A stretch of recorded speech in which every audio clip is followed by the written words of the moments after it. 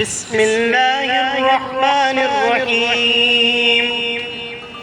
يا أيها الذين آمنوا استعينوا بالصبر والصلاة إن الله مع الصابرين.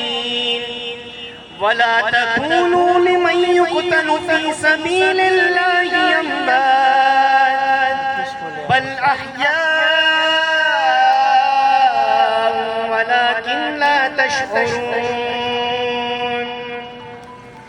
ولنبلونكم بشيء من الخوف والجوع ونقص من الأموال والأنفس والثمرات وبشر الصابرين الذين إذا أصابتهم مصيبة قالوا إنا لله وإنا إليه راجعون. أولئك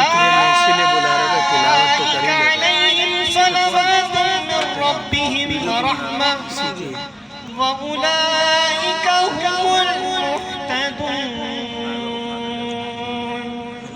صدق الله العظيم.